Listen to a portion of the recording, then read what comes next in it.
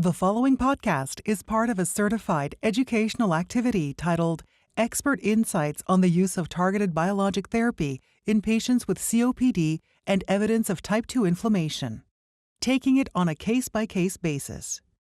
Access the entire activity and complete the post-test at peerview.com/TTR860. Downloadable slides and practice aids are also available. Well, welcome. My name is Dr. Milan Han, and I'm a professor of pulmonary medicine at the University of Michigan in Ann Arbor. And welcome to today's Expert Insights on the Use of Targeted Biologic Therapy in Patients with COPD and Evidence of Type 2 Inflammation, taking it on a case-by-case basis. We're so happy to have you with us here today, and we're excited that you could join us. So let's jump right in. Our goals for today are really to augment your knowledge of the pathologic evidence supporting the role of type 2 inflammation in COPD, provide guidance on identifying patients with COPD who may benefit from the use of targeted treatment, improve your ability to analyze emerging clinical data supporting the use of targeted therapy in COPD, and equip you with strategies to create personalized treatment plans for COPD, including the use of targeted therapy. So just to give ourselves a little bit of background, the World Health Organization estimates that by 2060, more than 5.4 million deaths per year will be attributable to COPD and related coexisting conditions. Now, why is that? Well, for one thing, there's quite a bit of morbidity and mortality associated with exacerbations. So exacerbations of COPD, regardless of severity, lead to poor quality of life, increased hospitalizations, and increased risk of death. And unfortunately, despite currently available management strategies, disease burden remains high for many of our patients. And although COPD has long been recognized as involving an amplified innate immune response, there's really been growing recognition in the past few years that some patients have type 2 inflammation, which we have more traditionally associated with asthma. And there's been a need for therapies in COPD targeting type 2 inflammation more specifically. So with that, I want to jump into a patient case. So our case for today, her name is Maria. She is a 62-year-old woman. And she presents to your office with worsening shortness of breath, frequent coughing, and sputum production and wheezing. In terms of her medical history, she has a 40-pack-year smoking history, but she did quit 5 years ago. She was actually diagnosed with COPD 8 years ago, and her FEV1% predicted right now is around 55%, so moderate disease. But she does have a history of frequent respiratory infections with 4 exacerbations requiring oral steroids in the past year, and one of these episodes required hospitalization. She also has a history of allergic rhinitis, which started in her 20s, and mild eczema as a child with occasional flares in adulthood, but no prior diagnosis of asthma. Now, currently, she's on dual bronchodilator therapy with a long-acting muscarinic antagonist and a long-acting beta agonist. And she's been on these for, roughly the last 3 years, but overall, her symptoms, unfortunately, have not been very well controlled. And she complains of fatigue, difficulty walking even short distances without breathlessness, and really is having a hard time doing things that she enjoys around the home, like gardening. Okay, so I think the real question is, what can we do to better help Maria? And what would be the next most logical medication to start for her? Or potentially, what is the test that is there any other diagnostic testing that we would do for her before starting? So the thing that I would do would be to see what her blood eosinophil level is. And the reason for this is that we've learned in the last few years that this is actually what helps us to understand whether inhaled steroid treatment is helpful. So we go ahead and check blood eosinophils for Maria, and it turns out they're around 350 cells per microliter. So if we go back to the GOLD recommendations, and I'm just going to remind you for a second, there's actually 2 separate sets of recommendations on medications, and I think it's sometimes confusing for people because one is really initial treatment for patients that have never been on medication, and the other one is to understand how to ramp up. And so I'm going to go through both with you. So the first would be initial treatment recommendations. This doesn't apply to Maria because she's already on therapy, but let's pretend for just a second that she came to you and she wasn't on any therapy. So GOLD currently splits people into group A, B, and E. So how do we define those? Well, group A are individuals with low symptoms. That's defined by a low MMRC dyspnea score between 0 and 1, or a low CAT score, which is the COPD assessment test of less than 10, and 0 to 1 exacerbations in the prior year, and none of them leading to a hospitalization. But that's not Maria. The next group is also low risk for exacerbations, but high symptoms. And for those patients, again, never been on therapy, the recommendations start them on dual bronchodilator therapy with a long-acting beta agonist and a long-acting muscarinic antagonist. Now, if the patient, though, is having frequent exacerbations or has even had a hospitalized exacerbation, that really puts people up into group E. And again, if they've not been on any therapy before, dual bronchodilator therapy is not a bad option. But if you have a patient with really high eosinophil of 300, the recommendation is to go ahead and start triple therapy out of the gate. We know that the higher the eosinophil level, the greater the response or the differential response in terms of exacerbation reduction when you add inhaled corticosteroids. So if we pretend for a second that Maria had been on no therapy, you could argue that jumping straight to triple might not be a bad idea. But in this case, Maria was on therapy. So in that case, we go to the GOLD portion of the document that talks about follow-up pharmacologic treatment. And here, GOLD really encourages people to try to determine, is our goal to treat shortness of breath? Is our goal to treat exacerbations, or is it both? If it's dyspnea alone, you're going to go to the left-hand part of the graph. If it's exacerbations, you're going to go to the right hand. And if it's exacerbations and dyspnea, you're going to go to the right hand. So for Maria, she's really having both significant dyspnea and exacerbations. If it was just dyspnea and the patient was on a single bronchodilator, you would consider ramping up to dual bronchodilator, and then consider some other things like, is she taking her medication correctly? Let's make sure. Let's think about things like pulmonary rehab.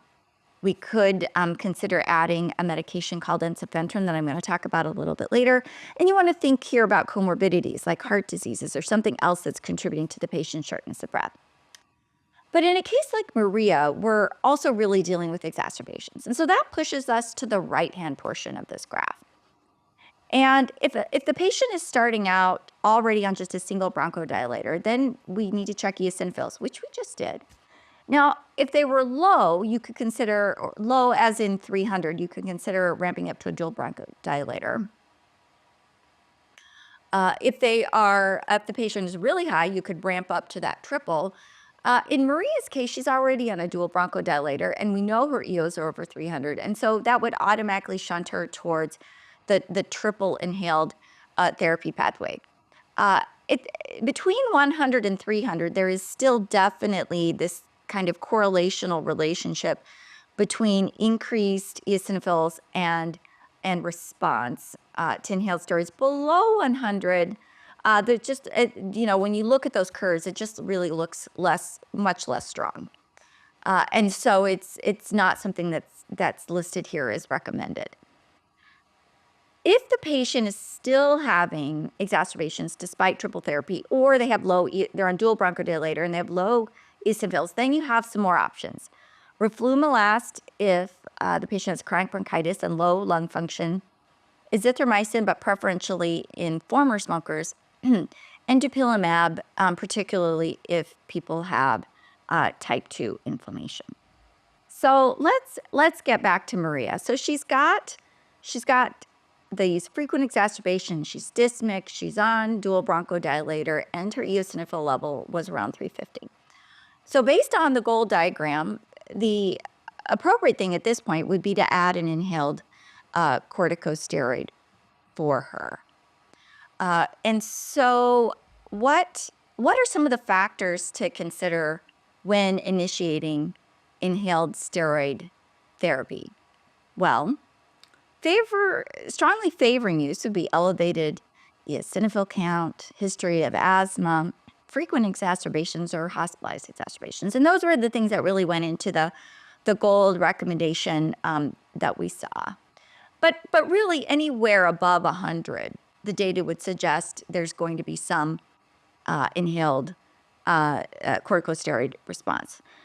Where you might exercise some caution would be in patients with really low eosinophils, history of MI, or repeated pneumonia events. There is some data to suggest that there is increased risk for pneumonia with inhaled corticosteroids. So let's get back to Maria. After we went ahead, we started her on inhaled steroids, but unfortunately, while she's had some symptom improvement, she's still having severe dyspnea, and she had another exacerbation. So when we think about people who are at increased risk for exacerbations, generally speaking, we know that patients who have lower lung function are at increased risk. Patients who have high symptoms include, whether that's measured by the MMRC or the COPD assessment test, as well as we're beginning to understand more about some of the CT findings that are associated with increased risk for exacerbations. That includes things like bronchiectasis and mucus plugging, which interestingly may or may not manifest as symptoms of chronic bronchitis. We are learning that some patients may actually have mucus plugging even if they don't complain of symptoms of chronic bronchitis. Other things that may trigger exacerbations that I always think about are comorbidities, and that would include things like sleep apnea, reflux, heart failure, and these are always things to investigate if you have a patient with frequent exacerbations. And then eosinophil counts. Now, in the research world, we actually will go ahead and get sputum, which is not practical. I get that in clinical practice, but interestingly, sputum eosinophils are likely an even better biomarker than blood eosinophils. I will mention that a lot of times when you go into the medical record, you may see multiple eosinophil levels in there. And I tend to, try to look at it a bit more holistically and sometimes try to think back to when some of them were drawn. You may have some eosinophil levels, for instance, that were done when a patient was on steroids for an exacerbation. And then all of a sudden you might see some really low ones in there. And then you might see some really high ones. Maybe those were associated with an exacerbation before a patient got on medication. So just because you see perhaps only low ones doesn't mean it's not worth rechecking, particularly when the patient is not on steroids. That helps, I think, make the data a bit more interpretable. But we do know that eosinophil numbers will go up and down. And so for me, I think it's actually helpful to look at the totality of the data. So when we think about the pathophysiology of COPD and what's going on to cause the increased inflammation, we know that there's lots of things going on. So we see increased numbers of macrophages in the peripheral airways, lung parenchyma. We know that in early disease, the small airways become inflamed and destroyed, ultimately leading to emphysema. We actually see a reduction in the peripheral pulmonary blood vessels, which I think get destroyed along with emphysema. But these inflammatory cells, together with epithelial cells and other structural cells, release multiple inflammatory mediators that ultimately attract inflammatory cells from the circulation and can induce structural changes. And while traditionally we have thought about neutrophilic inflammation as being the primary type of inflammation in COPD, we're recognizing that a subset of patients with COPD actually have type 2 inflammation with increased eosinophils, very similar to that that we see in patients with asthma. So when we think about the various cytokines that are involved, particularly in the type 2 inflammatory response, some of the key mediators include IL-5, IL-4, and IL-13. Now, Interestingly, there's also a lot of work going on a few other pathways that may be a bit more specific or ultimately helpful if we target them for COPD, and that includes the IL-33 pathway. And IL-33 can be triggered by several things, including infections, as well as smoke and pollutants. And we'll talk about this a little bit later, but there's actually some drugs that are currently under development, both in COPD, both for the IL-33 pathway as well as for the type 2 inflammatory pathway. So interestingly, there is evidence of type 2 inflammation present in about somewhere between 20 to 40% of patients with COPD. It is associated with an increased risk for exacerbations, and patients with type 2 inflammation may have a better response both to inhaled corticosteroids as well as targeted biologic therapies, particularly as compared to patients without evidence of type 2 inflammation. So some of the terms that you may have heard talked about when it comes to really both asthma and COPD are the words endotype and phenotype. So phenotype really, I think, gets at the clinical features. So perhaps the two most classic phenotypes that we think about in COPD include things like the pink puffer or blue bloater. But endotype really gets at the biology that's driving the clinical features. And that's where I think we've actually really struggled with COPD, is really trying to understand what is the pathophysiology, the mechanism that's driving these clinical features, because it's really the biology that we can target with these specific therapies. And so it's taken a while. And if you look back at some of the clinical trials that have been done over the past few years, it's really been a bit of an iterative process in us understanding how to use phenotypic features that are most selective for patients with a specific endotype that we can target. So how do we clinically identify this type 2 inflammation group of patients? And there's a couple of things that have been investigated. One is the blood eosinophil count, which I've already talked about a lot today.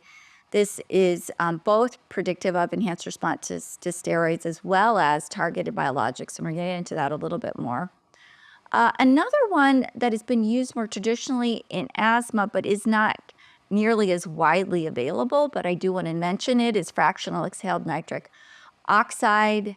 And when that is elevated, particularly at levels of 25 or more, it can be helpful in trying to identify patients that, again, have evidence of type 2 inflammation and may be responsive to biologics. The one thing I will say, though, is in COPD is that if a patient is actively smoking, it makes the FeNO much more difficult to interpret. So that is an active caveat. I'm also aware that many doctors do not even have access to this, which is it's a bit more of a specialized test.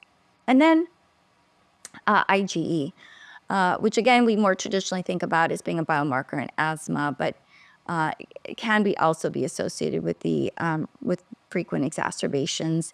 But this is definitely something that's still being actively studied, particularly in COPD. So if we get back to our case with Maria, just to remind you, we've got her on ICS LABA/LAMA. She's got eosinophils of 350.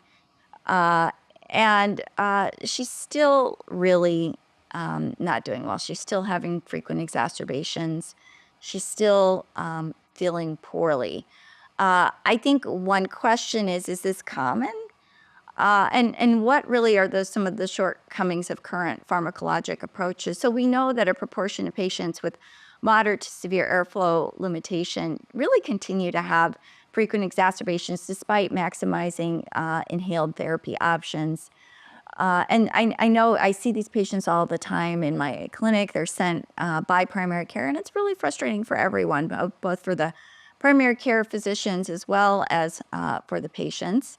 And some of these patients, still have evidence of type 2 inflammation despite being on inhaled corticotherapy. So what do we do for those patients specifically? So if we go back to the GOLD document, we see that particularly for patients who have predominant type 2 inflammation that are already on triple inhaled maintenance therapy, dupilumab, which is a targeted biologic, really is a new FDA-approved treatment option for patients. And that's something that I would strongly consider for this patient in particular. So what is the evidence that dupilumab can actually help patients with COPD? So just to remind everyone, dupilumab targets both the IL-4 and IL-13 pathways. And there actually were two pivotal phase 3 studies, that the Boreas study as well as the NOTICE study, that helped to create the evidence base for FDA approval for this medication. So the Boreas study was an international double-blind randomized placebo-controlled trial evaluating the safety and efficacy of dupilumab in COPD. So all patients in the study had to have eosinophil counts of 300 or more. They all had symptomatic COPD, increased risk for exacerbations, despite being on maximal inhaled therapy. And they were randomized to receive either dupilumab 300 or placebo every 2 weeks for 52 weeks. The NOTICE study was designed very, very similarly, and you can kind of just see how that was laid out here. It was overall a 52-week study, but the study design between both Boreas and NOTICE were nearly identical. So when we look at results from the pooled analysis of Boreas and NOTICE, the first thing we want to look at which was one of the primary endpoints, is exacerbations. So we see that dupilumab significantly reduced exacerbation rates in patients with COPD and type 2 inflammation, as evidenced by elevated eosinophils over 52 weeks. So if we look at the adjusted annualized rate of exacerbations in the placebo group, was 1.156 events versus the dupilumab-treated patients, who had 0.794 events per year, which was a reduction in magnitude of around 31%. But we also saw other benefits. We saw improvements in lung function. So here again, this is data from the pooled analysis and comparing placebo to dupilumab. And you can see here a fairly significant difference in pre-bronchodilator mean FEV1, pretty much, starting pretty early in the study. We see divergence at roughly 2 weeks. And then that difference in lung function between the treatment and placebo groups really persists throughout the length of the study. Now, one of the questions that you might have might be, well, what is the data on safety? And we show you here the difference between various adverse events that occurred in the treatment versus placebo groups. And I think overall you'll see that the rates of events are really quite small overall, with the most common, given that this was these studies were done during the pandemic, the most common was COVID-19 infection. Other side effects include upper respiratory tract infection, headache. But again, overall, the rates were very, very similar between the two groups. Now, I mentioned on a few slides ago that there were some other therapies that were being developed for COPD they're on the horizon. Not yet FDA approved for COPD, but I think it's kind of fun to think about for a moment about what might be coming. So this study there was a press release about it, Matinee, but we do not yet have the data in a full medical journal yet for evaluation, but this is what we do know from the press release. So mepolizumab is targets the IL-5 pathway, and in the phase 3 Matinee study, it did meet its primary endpoint of a statistically significant and clinically meaningful reduction in the annualized rate of moderate to severe exacerbations versus placebo. So that will be interesting, and I think we're all looking forward to seeing the full publication. But as of the date of us putting this presentation together. It has not yet that data has not yet been fully reviewed by the FDA yet. So we're still waiting for FDA approval on that. I think it's interesting for a minute to think about some variations on Maria's case. And for instance, what would we do if her eosinophil count was less than 300? What are our options there? Well, if you think back to the goal diagram that I showed you, we do have a couple of options. This includes roflumilast as well as azithromycin. And so I think it's worth spending a minute or two thinking about when we might use something like roflumilast and when we might use something like azithromycin in clinical practice. So let's think about roflumilast for just a moment. There have been multiple studies that have been done on roflumilast, but if we look at the history of studies, it really works best in patients that have a history of chronic bronchitis, so that's chronic cough and sputum production, and that is actually in the label for approval. It's also really most beneficial in patients that are having super frequent exacerbations. One of the problems with roflumilast, however, is that it does have a lot of GI side effects. So you can start the medication at a lower dose to help the patients kind of ramp up to being able to tolerate it, and then get them up to full dose. That is one strategy you can try for that medication. Now, another medication to consider is azithromycin.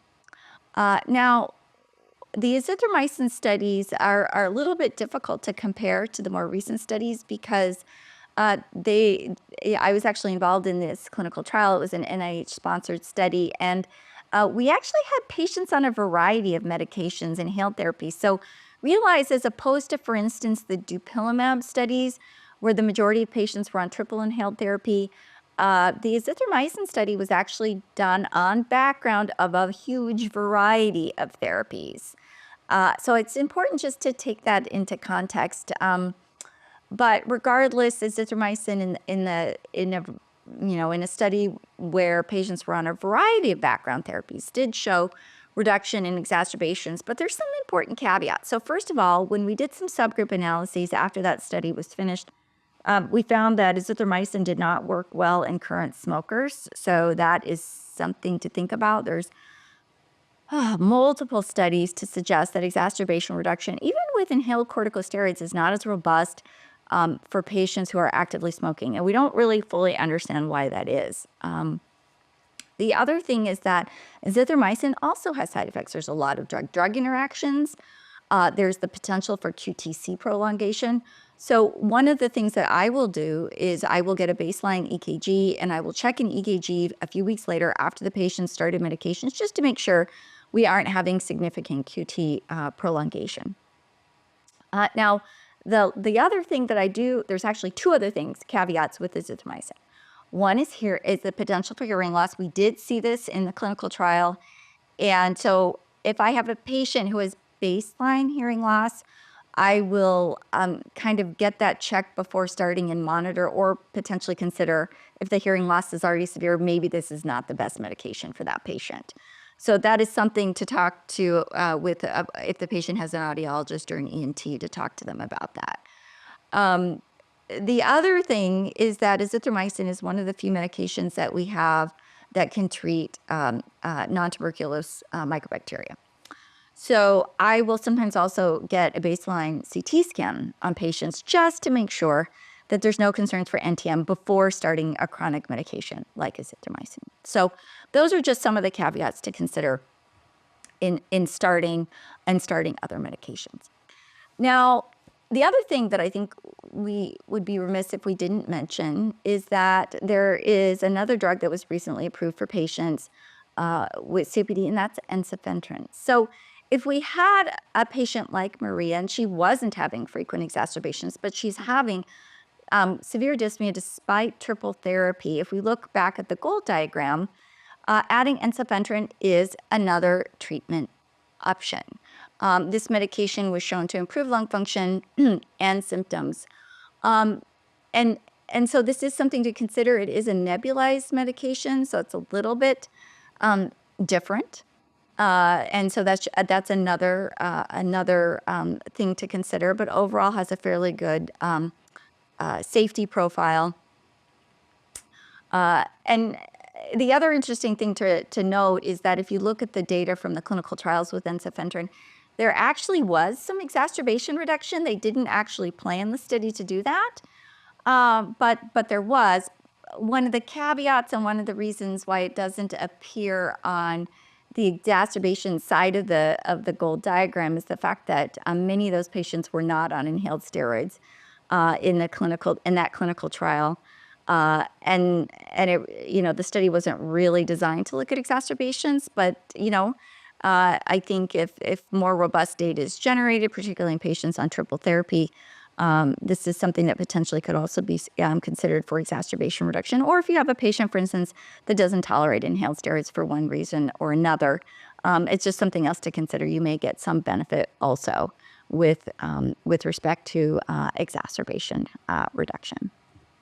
So in summary, there's still, I think, huge unmet needs for patients with COPD. I still see many, many patients flooding into the office that are still having shortness of breath, still having exacerbations, despite being on kind of what we would consider standard inhaled triple therapy for patients. We are beginning to understand the importance of other inflammatory pathways in COPD, and that's one of the things that has me excited, thinking about how we can treat patients better. We now have FDA approval for a drug targeting type 2 inflammation, and so that's great. And I'm excited about some of the medications in particular that are currently under investigation for the IL-33 pathway. There are several drugs, and many drugs are already in phase 3 studies or moving into phase 3 studies.